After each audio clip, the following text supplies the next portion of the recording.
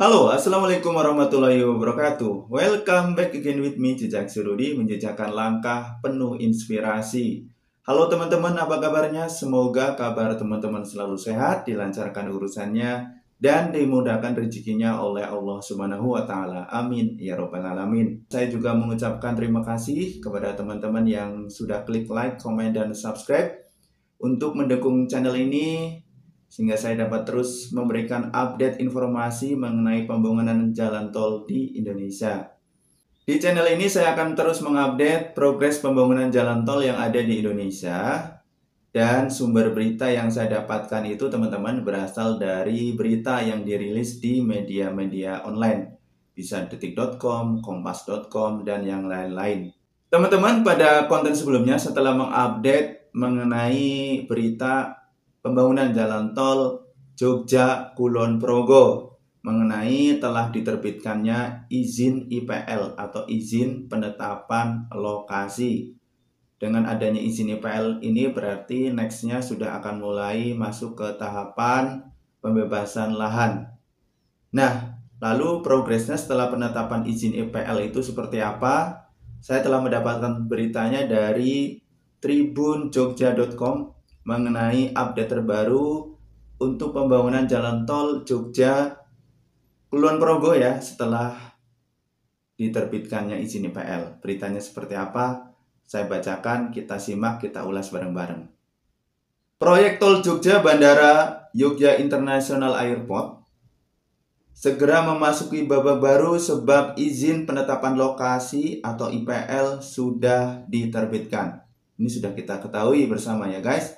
Dilansir dari kompas.com, pemasangan patok menyusul terbitnya izin penetapan lokasi yang diterbitkan pemerintah Provinsi DIY lewat keputusan Gubernur DIY nomor 378/Cap/2023 tentang penetapan lokasi pembangunan jalan tol Solo Yogyakarta Kulon Progo seksi Yogyakarta Kulon Progo.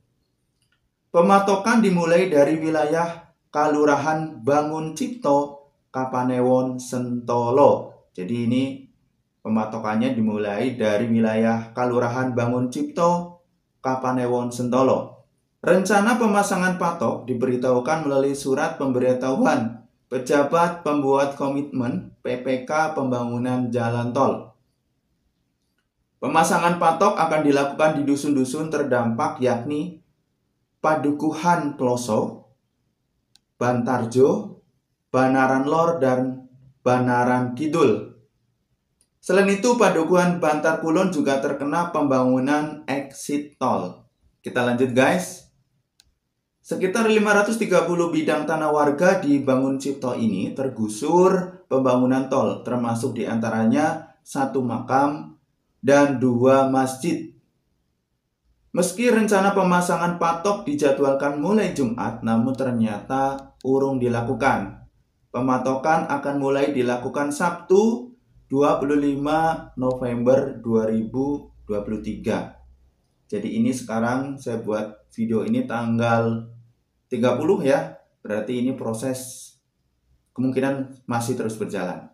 Sebelumnya juga diinformasikan pemerintah daerah istimewa Yogyakarta telah menerbitkan izin penetapan lokasi untuk pembangunan jalan tol Yogyakarta Bandara YIA di Kulon Progo ya. IPL terbit melalui keputusan Gubernur DIY nomor 378/Cap/2023 tentang penetapan lokasi pembangunan jalan tol Solo Yogyakarta Kulon Progo seksi Yogyakarta Kulon Progo. Dalam surat itu, lokasi pembangunan jalan tol berada pada 18 kelurahan yang berada di 6 kapanewon atau kecamatan.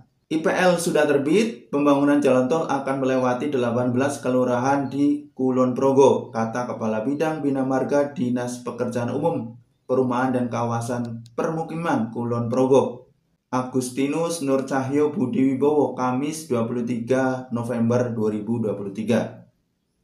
Setelah IPL terbit, maka akan dilaksanakan pengadaan tanah untuk pembangunan tol. Pengadaan ini diawali dengan pembentukan 2 tim atau satuan tugas yang diisi berbagai instansi di tingkat provinsi maupun kabupaten.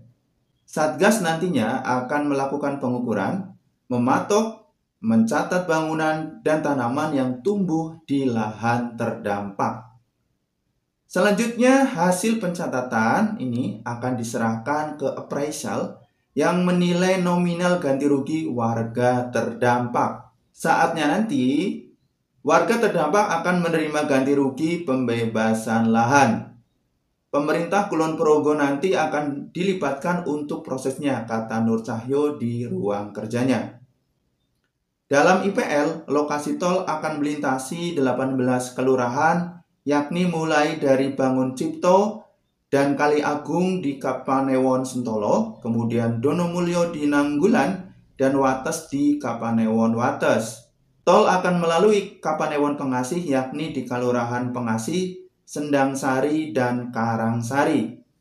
Tol juga melewati Kelurahan Hargomulyo dan Kelurahan Hargorejo di Kapanewon Kokap. Kemudian jalan tol akan berlanjut ke Kapanewon Temon, yakni mulai dari Kelurahan Kulur, Kaligintung, Temon Wetan, Temon Kulon, Palihan, Janten, Karanguluh, Sinduran, hingga Kebonrejo. Tercantum dalam IPL, luas tanah yang dibutuhkan mencapai 344,417 hektar. Saya kira dengan keluarnya IPL Tol Jogja Kulon Progo ini memang sudah ditunggu-tunggu masyarakat.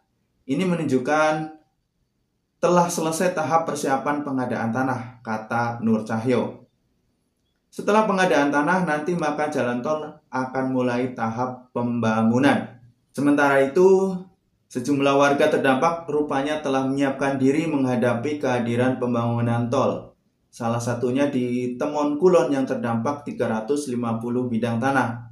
Bidang tanah itu berada di 3 dusun, yakni Dusun Jati Kontal, Gandri, dan Kali Gondang. Kepala Seksi Pemerintahan Kelurahan Temon Wetan, Rudi Sanjaya, mengungkapkan warga menunggu kepastian pembangunan tol. Dalam penantian, ada saja warga yang memotong pohon untuk bahan bangunan di tempat baru. Hingga ada pula yang sudah mencicil pembelian tanah di lokasi tempat tinggal baru. Masyarakat sebelumnya bertanya-tanya apakah ada tindak lanjut. Selama ini kok adem ayem.